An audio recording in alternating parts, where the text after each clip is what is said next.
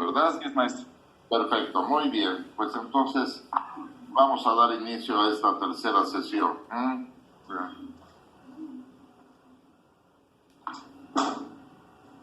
Es que si es en derecho penal estaría fantástico. Ahorita tendríamos que pedir otras 5 sesiones más, ¿no? Bueno, todos estamos listos. Micrófonos apagados. Sí, correcto. Bueno, entonces preguntaría primeramente 2 cosas. Una, ¿tienen? Y 2, ¿en qué nos quedamos?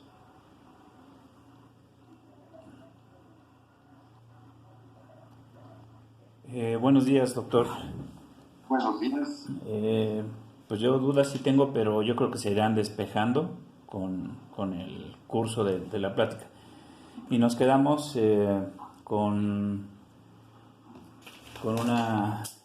que iba usted a hacer varias referencias, pero con la idea de Martin Heidegger, me parece, en donde decía que en esta modernidad Dios ha muerto y el tiempo de indigencia es el que estamos viviendo vivimos, el tiempo, ¿no? de indigencia, ¿no? Y lo califica como el tiempo de los dioses que se han ido y del Dios que vendrá. De Dios que vendrá.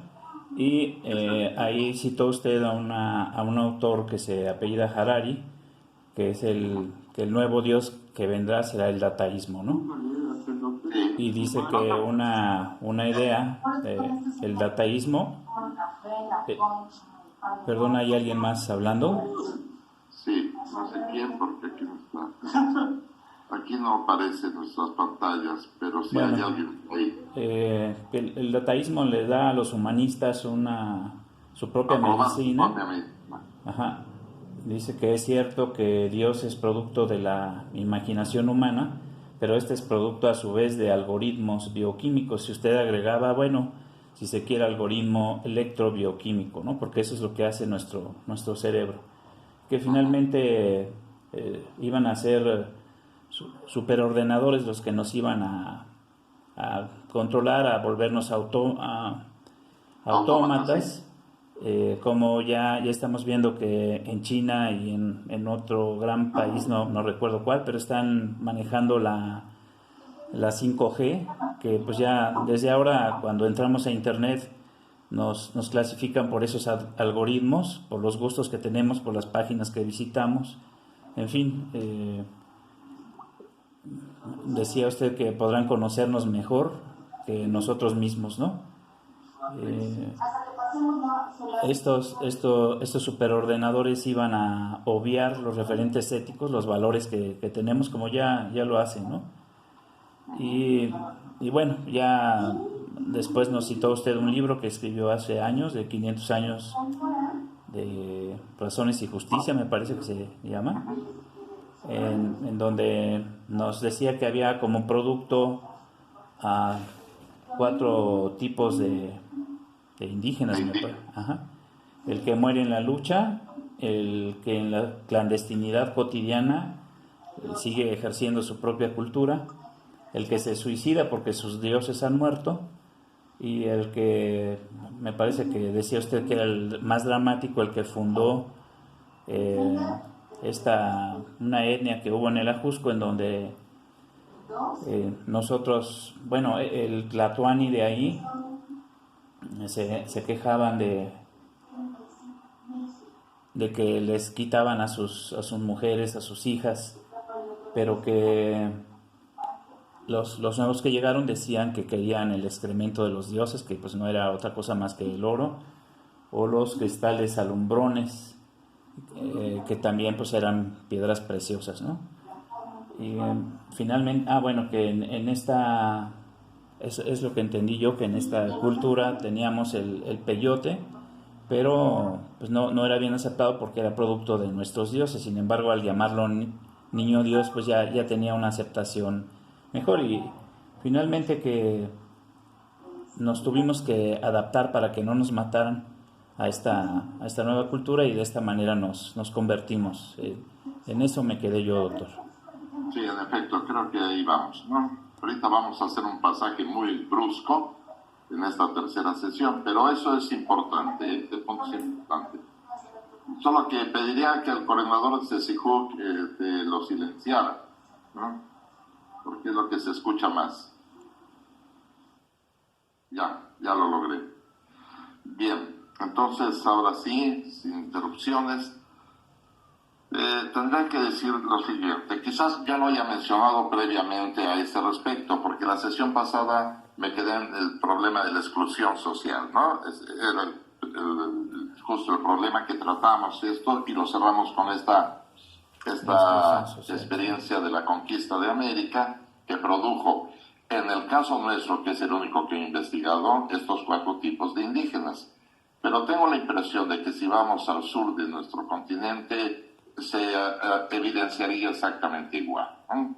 Porque de hecho todo Latinoamérica es católica, para empezar, ¿no? Y aunque en Brasil se mantienen muchos, digamos, ¿cómo se podría decir? Muchos autóctonos conservando su propia cultura, ¿no? De hecho, me parece que a inicios de este siglo se descubrió una nueva etnia en Brasil, ¿no?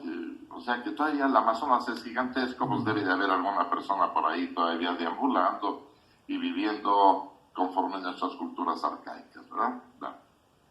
Yo creo que sí sucedió igual en todo lo que es América Latina, ¿no?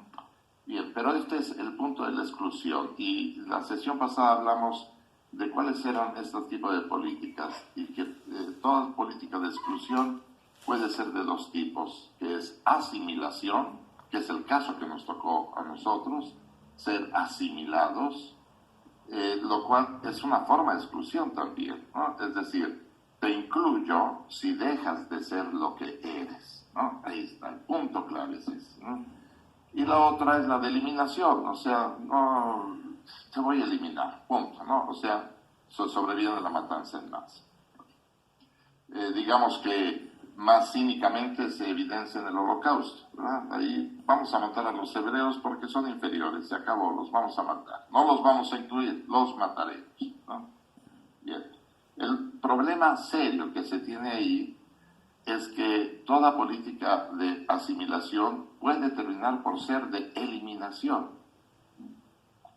Es decir, estamos subyugados mientras seamos útiles para aquel que nos subyuga, para aquel que ha conquistado.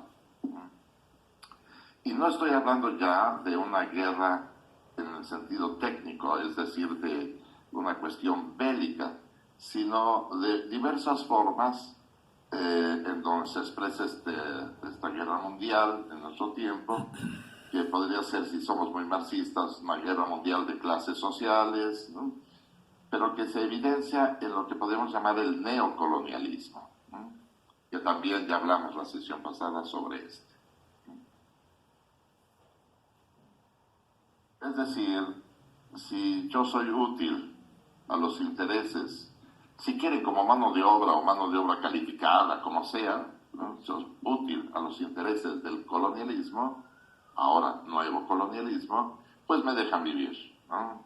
Si no soy útil, me van a eliminar, evidentemente, ¿no? Bueno, o sea, tenemos ese problema ahí, serio.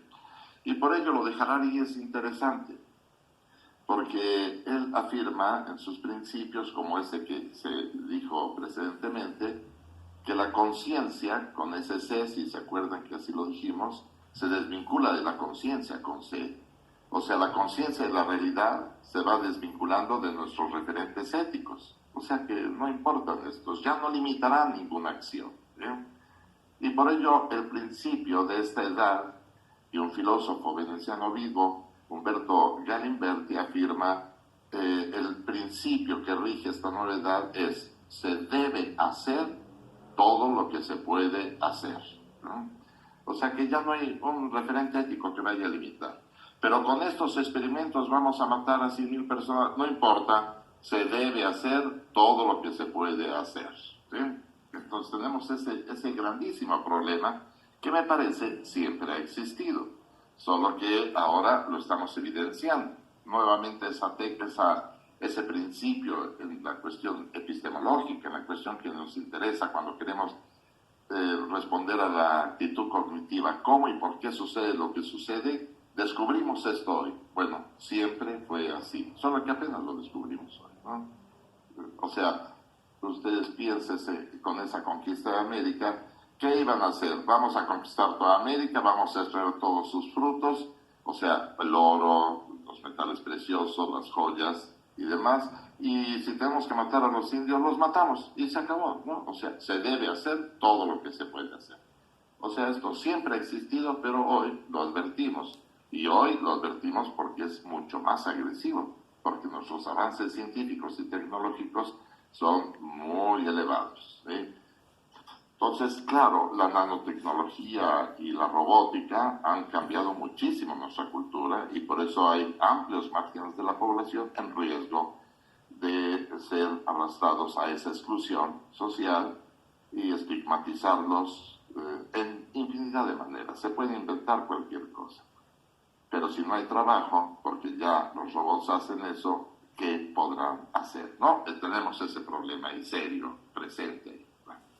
Entonces ahora vamos a dirigirnos a cómo se contempla esto durante los últimos 200 años, porque es cuando empieza el gran tema vuestro, ¿no? Que es la cuestión del derecho privado. Y ahí viene a ser, digamos, de una manera muy iconográfica, cederle la batuta al privado, ¿no?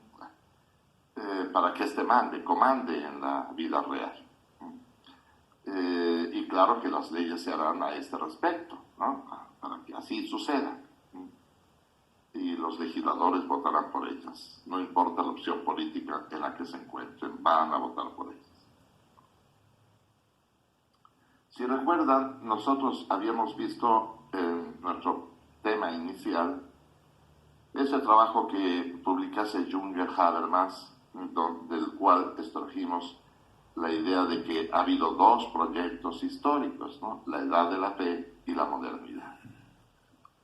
Y esta edad de la fe nace justamente porque en todas las culturas empezamos a tener conciencia de que nosotros vamos a morir. Eso no hay duda, ¿verdad?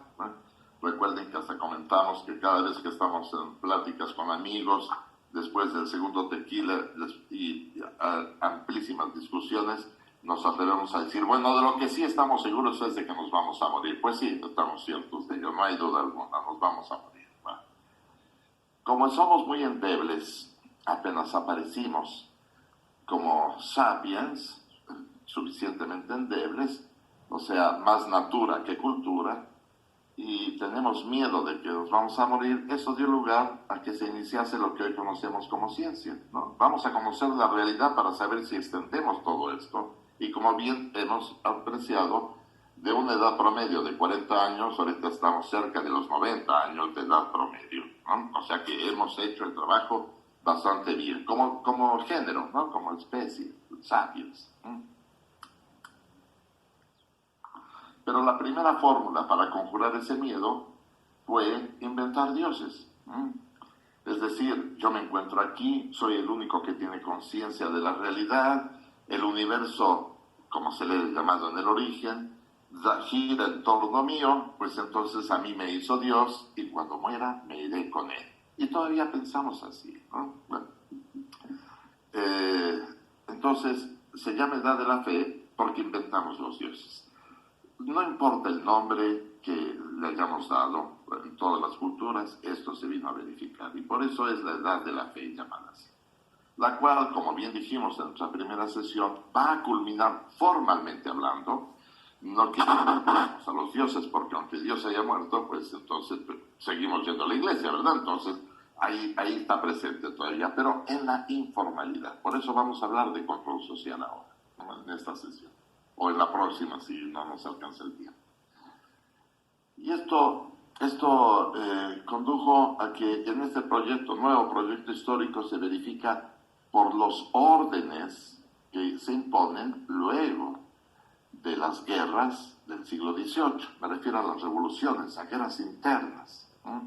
La norteamericana primero y la francesa después, que son también íconos a este respecto. Y como bien afirmábamos, creo que la sesión pasada, el fundamento que se esgrimirá para estos fines es el pensamiento humanista. Aunque la variable decisiva haya sido la máquina de vapor. O sea, los avances de la ciencia son los que promoverán todo.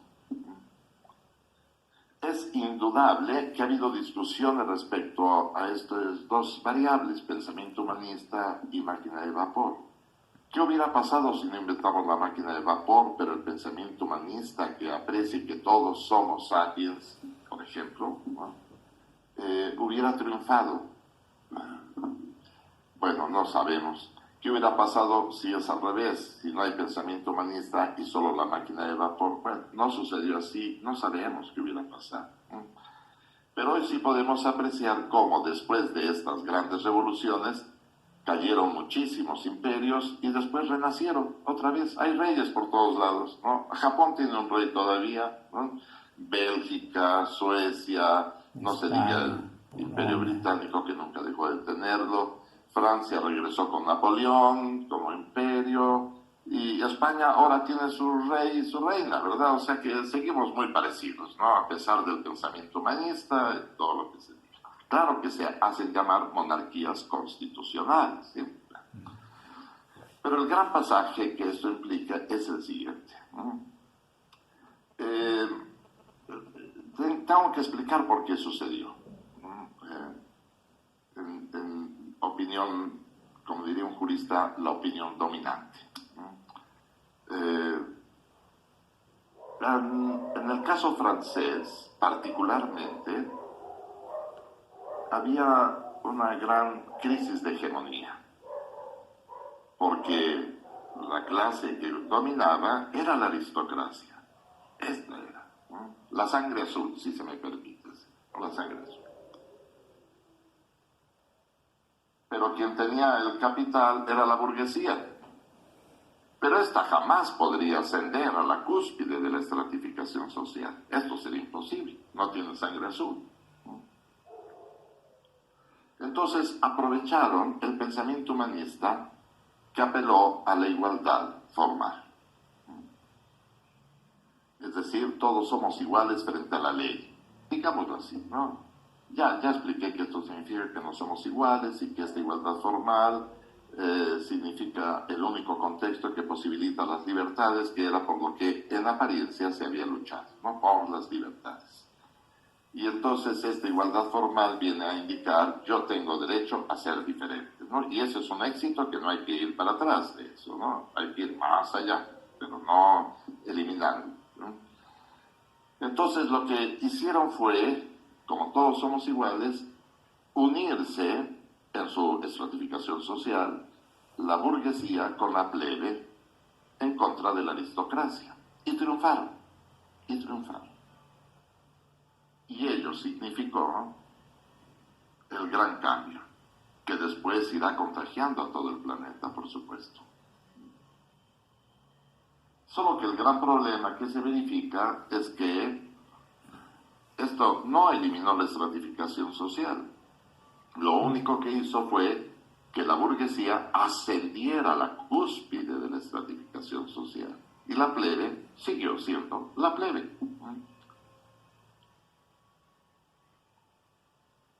De ahí que pueden rastrear cómo los franceses explicaban esto. Las leyes son generales, son para todos. Y un buen ejemplo es Anatole, se escribe Anatole, Anatole France. Si lo teclean, ahí saldrán sus principios, sus cosas. Y uno, que es el más difundido, indicaría, como creo que ya lo he señalado, ¿no? Se prohíbe a ricos y pobres dormir bajo los puentes de París. Ahí está, ¿no? Está dirigida a todos. Ningún pobre y ningún rico puede dormir bajo los puentes de París. Pero tengo la impresión de que en esta pandemia pues estarán diciendo algo muy semejante, ¿verdad? No te quedes ahí, enciérrate en casa. Pero solo pueden dormir bajo los puentes de París el que no tiene casa. Así que ese se va a refugiar ahí, ¿no? Bajo los puentes de París, ¿no? O sea, parece que está dirigida a todos, pero no, en realidad se dirige solo a la pobreza, ¿no? Ustedes no pueden hacer eso. En el caso nuestro sucedió cosas muy semejantes, claro que de acuerdo a cada tipicidad de cualquier cultura, ¿verdad? En el caso nuestro, estábamos extremadamente embriagados por la religión católica, que era lo más importante que teníamos, ¿no? Y además, pues Guadalupe se apareció aquí, pues entonces con mayor razón, ¿verdad? Estábamos ahí. Pero la estratificación social, que les recomiendo vivamente apreciarla, está contenida en un libro que se intitula La población negra en México. Seguramente hay otros libros, pero yo tengo este, La población negra en México, y su autor es Gonzalo Aguirre Beltrán.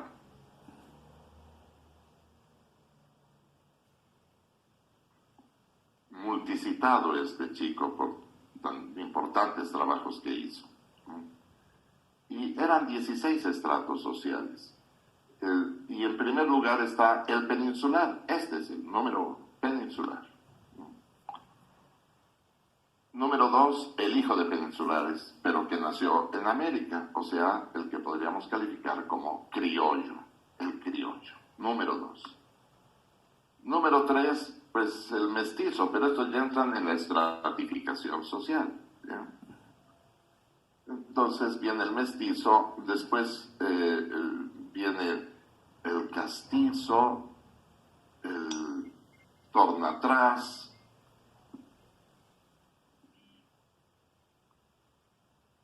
lobo, coyote, negro, sambo, mulato, o sea, 16 estratos sociales. Y el último, interesante por el nombre que se le da, se indica, si quieren pónganlo entre comillas, ahí te estás. O sea, ya no puedes ir más allá, ahí te quedas, ¿no? Y es lo que pasa al final de cuentas, ¿no? Las leyes hacen que unos ahí se queden, no vas a superarte, punto, ¿no? Ahí te estás, ¿no? El último estrato social. Pero Guadalupe Virgen se aparece aquí. Sé que esto es un relato inexistente, ¿no? Sé que el relato es inexistente aun cuando se apela que quien se apareció fue Tonanzi, ¿no? La Madre de Dios, o sea que se apareció la Madre de Dios en cualquier cultura, la autóctona o la del invasor, ¿no? Pero no se apareció ninguna, ¿no? En realidad. Pero el relato cobró sentido, ¿no? Tan fuertemente que ahora se le llama, entrecomillado también, pues la patrona no solo de México, sino de América, ¿no? Es la patrona de América. O sea que la religión fue suficientemente importante para desarrollar esta subversión también. Algunos colegas interesantes, como Eduardo Galeano, hablan a este respecto, escribiendo magníficamente, con una gran envidia que les tengo, porque yo quisiera escribir como ellos, ¿no? Como Eduardo Galeano. Y a este respecto señala, como bien se sabe, que había como guías de la conquista por parte de España, estaba el apóstol Santiago y la Virgen de los Remedios, ¿no?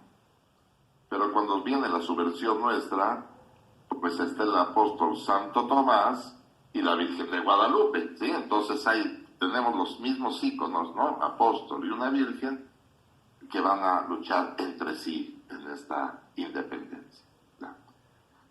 La idea central es de que Guadalupe, siglo XVI, cuando surge el relato, llegó a crear un principio que indica América para los americanos.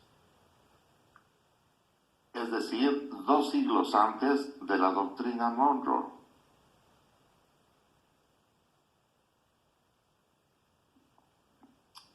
O sea, si esta Virgen se aparece en estas tierras, significa que los que han nacido en estas tierras es el nuevo pueblo,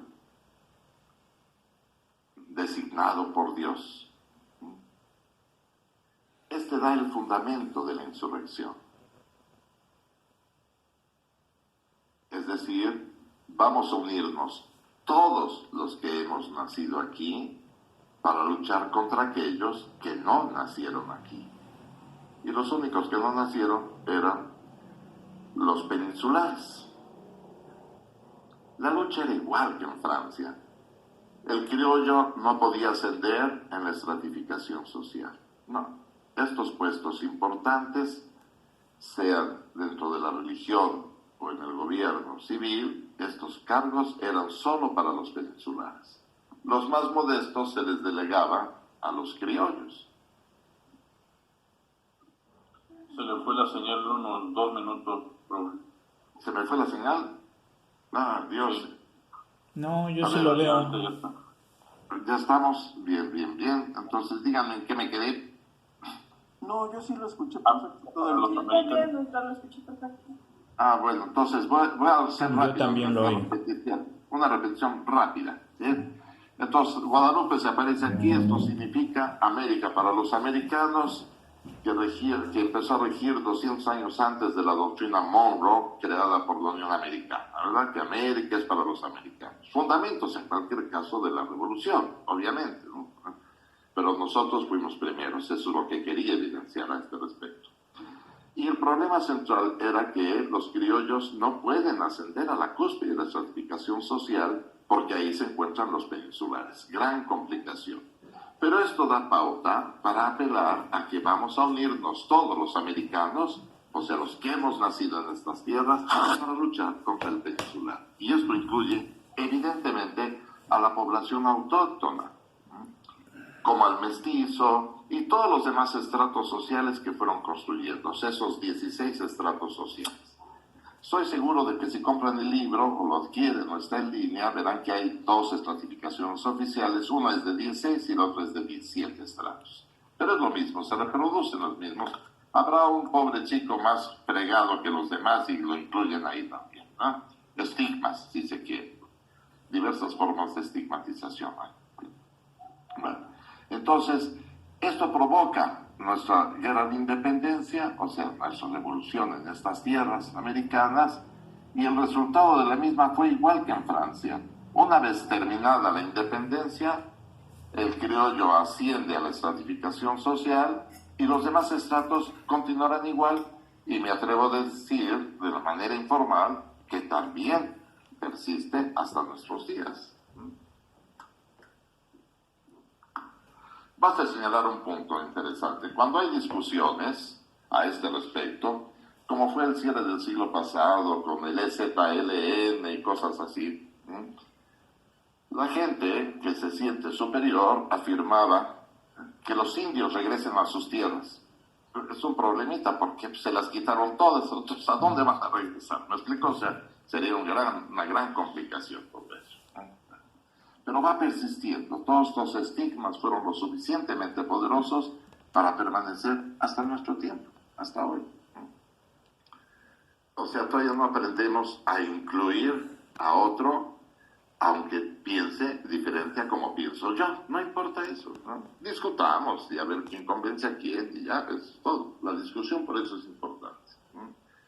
Bueno, y eso se puede probar con todo lo que escribió Luis Villoro a este respecto, que hay infinidad de trabajos, es especialista, fue especialista particularmente en este siglo XIX, y se ve ahí todo el relato de liberales y conservadores, las intervenciones extranjeras y las guerras internas que tuvimos, hasta el triunfo con la restauración de la República por Juárez, ¿verdad? Y ya, a partir de ahí ya empezamos a ser modernos, mientras tanto no.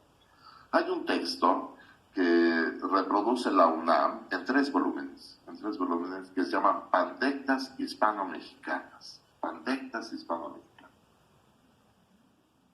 Y se hicieron en ese siglo XIX, o sea, después de la revolución, o sea, de nuestra guerra de independencia en adelante, porque los tribunales siguieron rigiéndose por las antiguas leyes, las leyes de la colonia. O sea, era vigente en México, muy autónomo, un país nuevo, pero eran vigentes las 7 partidas. Las leyes de Indias, la novísima recopilación, todo esto era lo vigente, porque no teníamos leyes, no teníamos otras leyes. Había tantas guerras, tantos presentes que no hubo más posibilidad de construir leyes nuevas, ¿no? Y había diferencias serias a este respecto, por eso el gran contagio de la cuestión religiosa que hubo aquí. Ejemplo de ello, ¿no? Las tres garantías francesas eran libertad, igualdad y fraternidad, ¿se acuerdan? ¿No? Eso se reproduce infinitamente. 1789. Aquí era unión, libertad y la última ya termina con todo. Y la verdadera religión, o sea, el catolicismo. ¿Sí?